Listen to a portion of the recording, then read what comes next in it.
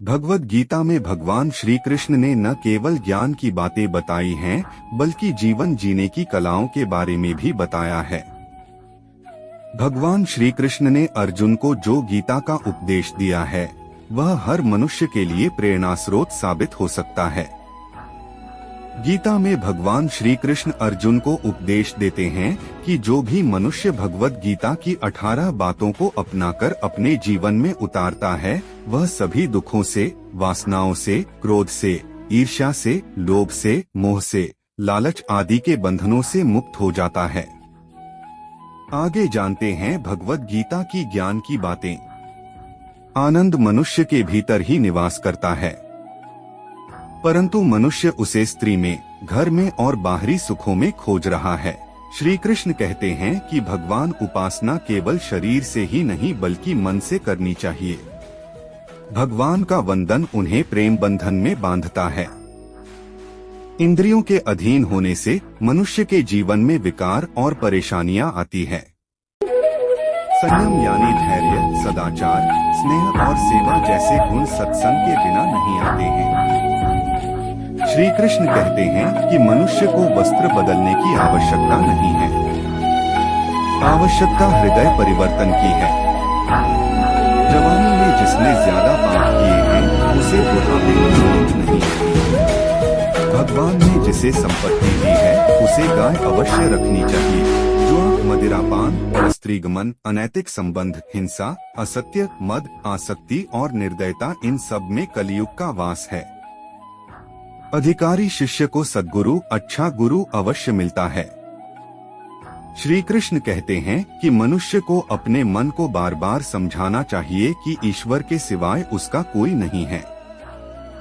साथ ही यह विचार करना चाहिए कि उसका कोई नहीं है, साथ ही वह किसी का नहीं है।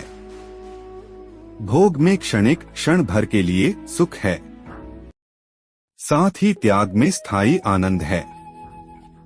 श्री कृष्ण कहते हैं कि सत्संग ईश्वर की कृपा से मिलता है, परंतु कुसंगति में पड़ना मनुष्य के अपने ही हाथों में है। लोभ और ममता, किसी से अधिक लगाव, पाप के माता पिता हैं। साथ ही लोभ पाप का बाप है। श्री कृष्ण कहते हैं कि स्त्री का धर्म है कि रोज तुलसी और पार्वती का पूजन करें।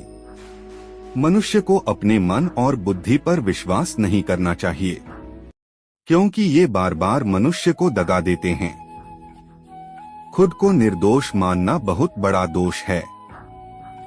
यदि पति पत्नी को पवित्र जीवन बिताएं, तो भगवान पुत्र के रूप में उनके घर आने की इच्छा रखते हैं। ज्यादा खुश होने पर और ज्यादा दुखी होने पर निर्णय नहीं लेना चाहिए, क्योंकि यह दोनों परिस्थितियां आपको सही निर्णय नहीं लेने देती हैं। जो होने वाला है वो होकर ही रहता है, और जो नहीं होने वाला वह कभी नहीं होता। जो ऐसा मानते हैं, उन्हें चिंता कभी नहीं सताती है। सही कर्म वह नहीं है जिसके परिणाम हमेशा सही हो, बल्कि सही कर्म वह है जिसका उद्देश्य कभी भी गलत ना हो। धरती पर जिस तरह मौसम में बदलाव आता है, उसी तरह जीवन में भी सुख दुख आता जाता रहता है। मानव कल्याण ही भगवद गीता का प्रमुख उद्देश्य है, इसलिए मनुष्य को अपने कर्तव्यों का पालन करते समय मानव कल्याण को प्राथमिकता देनी चाहिए। जो व्यवहार आपको दूसरों से अपने लिए पसंद ना हो, ऐसा व्यवहार दूसरों के साथ भी ना करें। हे पार्थ, तुम फल की चिंता मत करो, अपना जरूरी कर्म करते रहो, मैं फल जरूर दूंगा। तुम्हारे साथ जो हुआ वह अच्छा हुआ, जो हो रहा है वो भी अच्छा है, और जो होगा वो भी अच्छा होगा।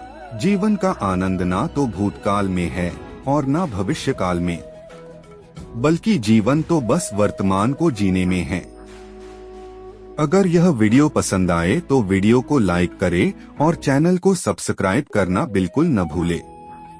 जय श्री कृष्णा।